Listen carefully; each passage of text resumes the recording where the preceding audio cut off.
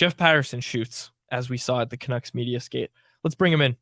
Jeff Paterson. You can check him out tonight after the game on Rink-Wide Vancouver.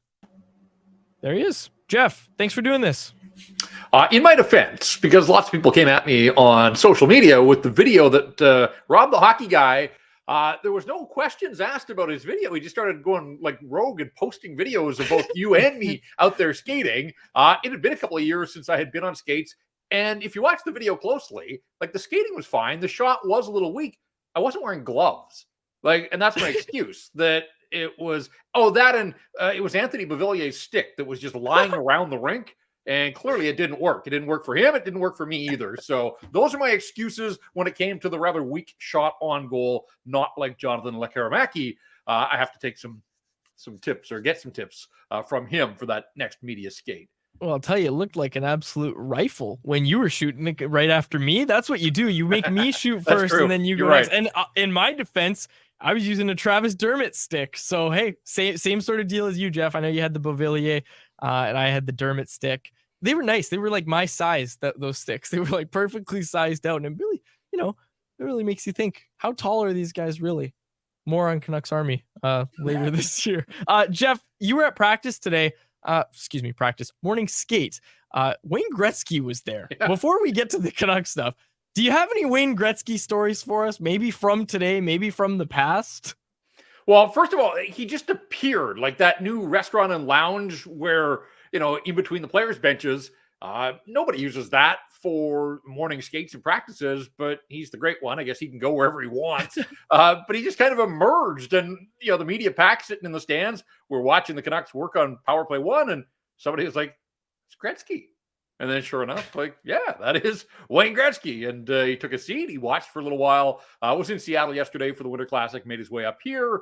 Sounds like he's going to be at the game tonight. So we'll be in the company of greatness, hockey royalty. We already had Prince Harry at the rink earlier this year. But yeah, I don't think Gretzky gets to these parts very often. My Wayne Gretzky story, and this goes back to, we're going back 2 decades now. So come with me on a little walk down memory lane. But when I first started hosting Canucks pre- and post-game shows on CKNW, the very first one that I did, the Canucks played the Rangers in a season opener, which is kind of weird to think of the Rangers being all the way out here for a season opener. But Wayne Gretzky had a fashion line. I don't know if you guys remember, but in association with the Bay, Hudson's Bay, yes. He had his own line of clothing. And he was making the rounds and doing a promotional tour. And they gave us the opportunity to go and speak to him the afternoon of the game.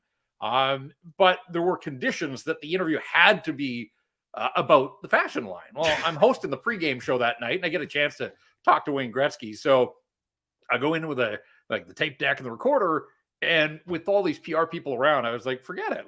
This is the Canucks season opener. I got the great one. We're talking hockey. And so to his credit, he played along. And then I had to throw in a softball at the end about a cashmere sweater or something, just to let him expound on his fashion line. So I've had the chance to talk to him a few times over the years, but that one always stuck out to me just because there were all these eyeballs watching in this small little back room at the Bay downtown.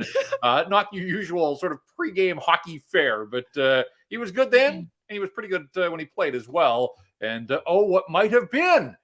He could have been a Vancouver Canuck, but he wasn't, obviously. Instead, he was a guy that torched the Canucks and just about every other opponent that he faced throughout his legendary career. JPat, the coaching staff has a decision to make tonight in terms of which forward they're going to make a healthy scratch. We suspect it may be Höglander just based off previous practices, him skating as an extra. But forget about what the coaching staff is thinking for a second here. What would you do in this situation in terms of the forward you would perhaps be looking to take out of the lineup?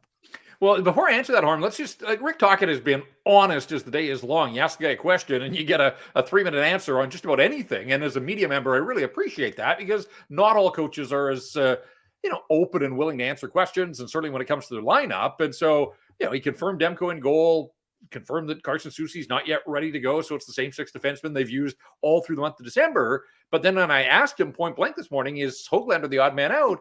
And he said, we're not sure. We've got to go through a few things. And I thought, okay, that's interesting because Höglander has been the extra skater at practice the last couple of days. It seemed pretty straightforward. But I also noticed that Sam Lafferty and Mark Friedman were just playing pass at center ice during an optional skate for what seemed like an extended period of time. And of course, Friedman's the forgotten man. When Soucy gets back, he's going to drop to 8th on the depth chart. It would probably take a couple of injuries for him to see game action again. But Sam Lafferty has kind of toiled. He's been a terrific addition to this hockey club, but we saw him play higher in the lineup, and now he's down on the 4th line, but he's not killing penalties. And I do wonder if his number is the one that's going to come up tonight. So just keep that in mind as we go closer to warm-up tonight, that no guarantees that it's going to be Höglander. Look, Nils Höglander got a bit quiet on that line with JT Miller and Brock Besser, and talked about it today, that this is kind of who the Canucks are, that they've got 3 or 4 different guys, and you plug them in and you hope you get a little juice from them for a handful of games. But he said the reason that they don't have that position locked down is because there's still inconsistencies in their game. And so that speaks to Höglander. It speaks to Phil DiGiuseppe, who's getting an opportunity to be reunited with Besser and Miller tonight. And we'll see what he can do with it. Lafferty, I think, kind of falls into that category as well. I had hoped that Höglander was past the point of being a healthy scratch, quite frankly. I mean, this guy leads the team in goals per 60, all of his even strength contributions. Like, I'd like to find more of a role for him on that second unit power play. And instead, it seems, well, if he's not going to be in the top 6, Rick Tocchet just doesn't trust him to be in the lower in the lineup. But at the same time, Tocchet wants guys that, are aggressive and get it on the forecheck and win their board battles and all those things that Höglander does and has done really whenever he's been in the lineup, regardless of where he's played. So I kind of thought in my own mind that with his performance, the fact he's got double-digit goals already this year before Christmas, that maybe he was one of those guys that had finally arrived now and had a spot in the lineup. Now, nobody can take anything for granted, and you do have to perform. Ultimately, there's got to be a bottom line to it. So I'm a little disappointed when I saw them line up for practice after Christmas, and he was the odd guy out. But they want to get Phil DiGiuseppe back in there. They want to see if he can sort of return to his form of those first 10 games of the year when he did play well and contributed with Miller and Besser. And we'll see if PDG can provide that juice in that spot. But, whether it's DiGiuseppe, whether it's Höglander, whether it's Lafferty, it just, again, to me, with Kuzmenko's inconsistency, it underscores the area of need for the Vancouver Canucks. And to me, that is another top 6 scoring forward. Jeff, your ponderings this weekend. In Paterson's point, you wrote about the Vancouver Canucks power play. Your headline, the Vancouver Canucks power play is too good to be this bad. Still top 10, but explain that column and your concern with the power play. Well, and I was delighted, honestly, and I don't think it had anything to do with my column, but to see them, I mean, they really had a Power Play 1 summit. Like, it was a task force this morning with Tocchet and the Sedins and Yogi Sierkowski, the skills coach, out there for the better part of half an hour. Like, other guys toiled at the other end of the ice, not your usual optional morning skate, and certainly it wasn't optional for the guys on Power Play 1. So I was fascinated. Usually morning skates, particularly optionals, are pretty mundane. This was not the case, and Tocchet stayed with his group, and a ton of walkthroughs and positioning guys, and the fact that PD looks like he's moving to the bumper tonight is an interesting wrinkle there.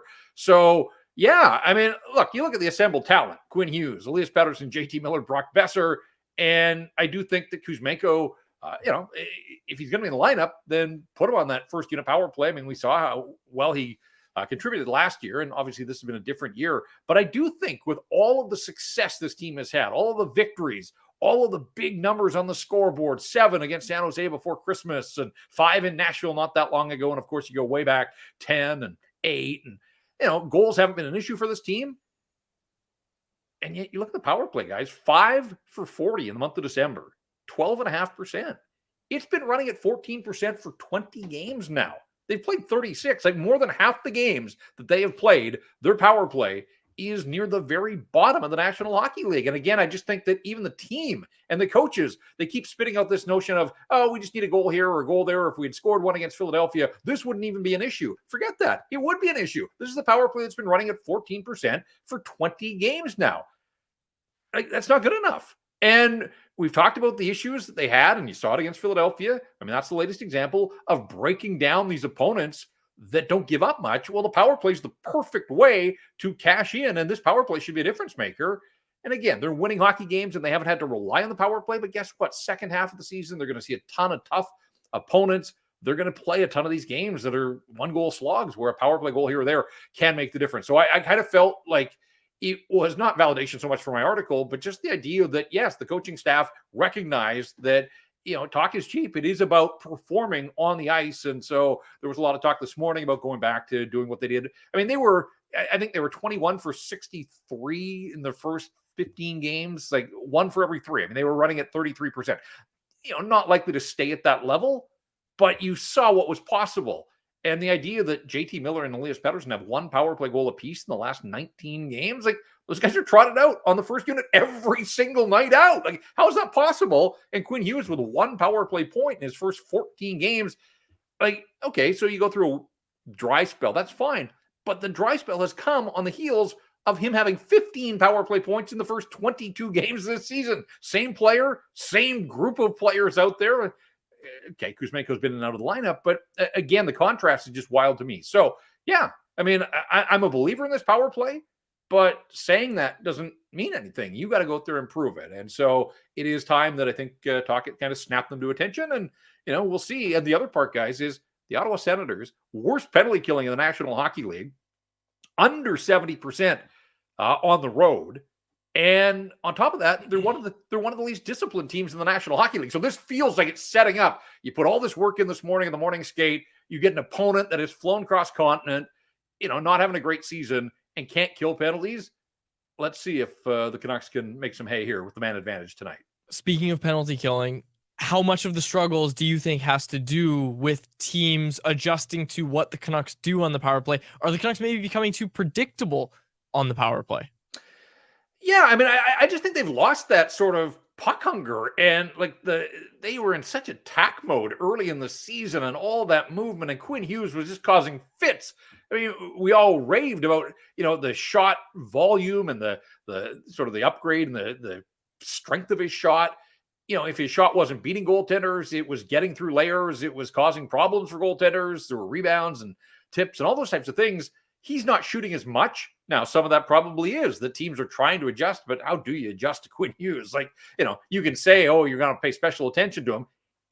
Players like that are hard to contain, as you know. So I just think Quinn Hughes has to recognize his role in all of this. And so much of the power play success starts with him. And if teams do want to shade to his side, and look, we've seen that for the last couple of years with Nils Paterson out on the right flank, and teams have kind of, moved a guy over that way and said, hey, we're going to make you beat us with your other 4 players. It's the same situation now, if that's the case with Quinn Hughes. But I just think Quinn Hughes is too good to be completely neutralized the way that he has been for 14 games now on the power play. So, pro sports, pro hockey, it's all about adjustments. And, you put your best out there, teams are going to watch and adapt, and then it's up to you to continue. I mean, that's what the playoffs are all about when it's down to one opponent, a singular opponent. And so, they're not at the playoffs yet, but they're sort of headed in that direction. And so not too soon, in my opinion, to start with the adjustments. And let's see what do these wrinkles look like tonight? The idea of Elias Pettersson in the bumper, something we really haven't seen an awful lot of, but I'm all for it because what's been going on hasn't been working for the Vancouver Canucks for far too long now. JPat, we're approaching the 1-month mark for Nikita Zadorov's arrival. Of course, the game against Philly was tough for him, probably his worst game as a Canuck, but overall, what have you made of his impact and his addition to the blue line? Yeah, 600th game the other night, and I have to imagine that there have been 590 some that have been better than that one. That was tough. I mean, the giveaway on the goal was bad, but there was a giveaway early in the hockey game that led to a great chance for Travis Konechny as well. I think for the most part, though, he's been kind of as advertised. He's come in, he's provided a physical element. I think that he stuck up for teammates. We saw that in Chicago, and the Blackhawks went after Elias Pettersson, or at least laid the body on Elias Pettersson. I think that's part of his role. I guess I was all in on the idea that a Zadorov-Myers pairing was going to be like just wild to watch, that it was going to be these two massive bodies and, it was going to be high event and all that kind of stuff. But it really, for the most part, it hasn't been. And the underlying numbers would suggest that those two have kind of held their own and not given up an awful lot. And that's what you want. I guess as Carson Soucy nears his return, is it as simple as Soucy replaces Noah Juleson and it's going to be a Carson Soucy, Ian Cole pairing? And if so, does that make Myers and Zadorov your second pair? Do they drop down? Are they your third pair? I thought it was curious today to hear Rick Tocchet say that with all these bodies and the fact that Soucy is really close now, he's not going to play tonight. But Tocchet said it may be as simple as, decisions will be based on a game-by-game sort of proposition here. So he said, it might come down to who plays well tonight, and who doesn't will be the guy that comes out of the lineup. Now, again, will he hold true to that? If Noah Juulsen plays well and Tyler Myers had a tough night, does Tyler Myers come right out of the Vancouver Canucks lineup when Carson Soucy is back? So, that's a roundabout answer to your question. But I think for the most part, Zadorov has been good. Has he been good to the level of, a long-term extension at the kind of dollars that have been tossed around? I'm still in a wait-and-see mode there. I do think that you make the trade that, they're going to try everything to get him under contract. But I'm not sure that I want to commit the dollars that have been floated out there at this stage. But there is still half a season or more to go. So, we'll see where those negotiations ultimately lead. Jeff, who's on rink wide with you tonight? Irfan Gafar will be sitting in to launch the first rink wide of the new year. And final game here for the Canucks, the homestand, and then out on the road. So we'll see what they can do. This feels like one that's there for the taking against the Senators team that can score some goals, but can give up some goals. Gave up 46 shots the other night against Buffalo, but Anton Forsberg made 45 saves, and he's going to get the start again. It was interesting, just looking back at my notes, the Canucks beat the Senators 5-3 in Ottawa on November the 9th, the start of that quick 3-game Eastern road trip with Casey DeSmith in goal. Remember the Canucks scored 15 seconds in. Brock Besser, the first shot of the game, they had to review it because Forsberg stopped it, but the puck went over the line. Canucks scored twice in the first 3 minutes. They only had 3 shots on goal, though, in that first period, and only 16 on the night. So, they did what they had to do, and they scored, and Elias Paterson had 3 points that night, and their big guns came out. But Ottawa can be a tricky opponent, and I don't think the Canucks are in any position to take anybody lightly.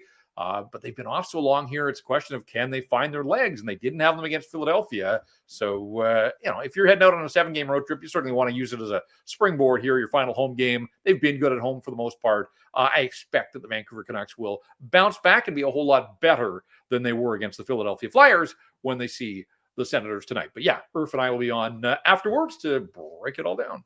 Fantastic. I'll be with you on Saturday. It's going to be a good time. Going to be a good time, as it always is, over on Rinkwide. So if you haven't already, folks, be sure to go subscribe to Rinkwide Vancouver, wherever you get your podcast. Jeff, thanks so much for doing this, my friend. We'll talk to you soon. All right, guys. Thank you. Jeff Paterson.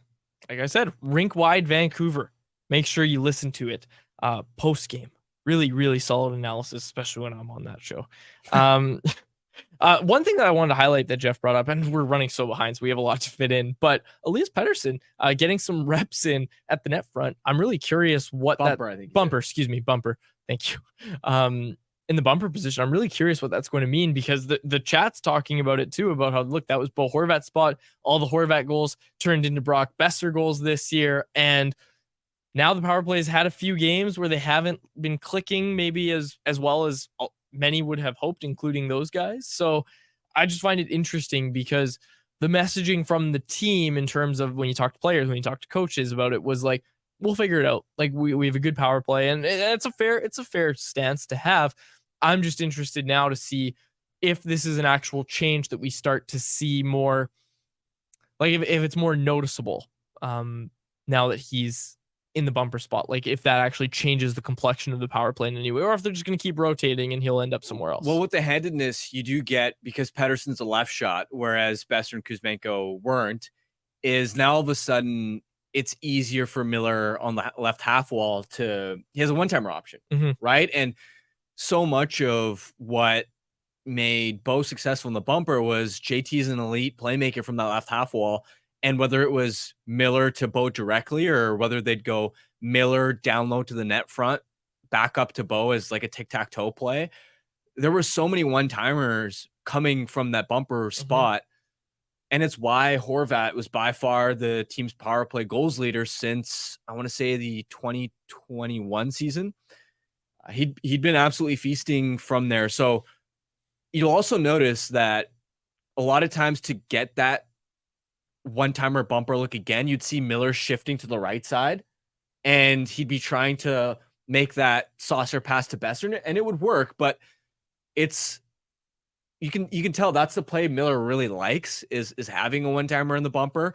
But to do that when it's Besser there or another right shot, he's having to, skate to the other side, and then all of a sudden it's just not his natural spot where he's at his best. So I'm curious to see how that wrinkle affects the look of the power play. But in general, you were asking JPat earlier about has it become too predictable? I don't think it's necessarily too predictable. I just think their execution is off in terms of how they're snapping the puck around, their passing especially. Early in the season, it felt like the pace and the precision with which they were able to move the puck around the zone was just something that you couldn't keep up with as a PK. Whereas now, too many situations of guys bobbling the puck, passes going off skates. Even when they do get, let's say, a shooting look, so many times they're not able to get the puck through traffic or they're missing the net. They're off the mark. I don't think that it's that penalty kills have adjusted to such a point that they're completely stymieing the Canucks. I think it's on the players themselves, how they're executing. And you can also tell that's the case when they're having to go back to regroup and then on their entries to get set up.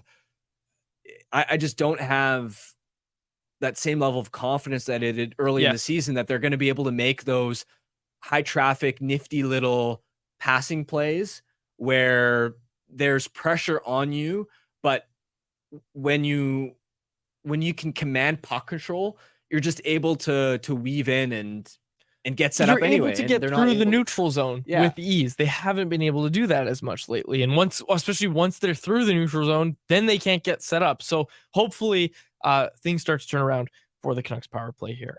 Some listener feedback, and we'll get to anyone else in a second here. But Mr. Joker said, I don't mind having EP40 in the Bo Horvat position. Sniper said, I think PD is too small for that spot, but I'm happy to see how it goes. Canucks Conversation with Harmon and Quads every weekday at 2 p.m. Be sure to check it out on the Canucks Army YouTube channel. And if you missed it, go check it out on your favorite podcast catcher app.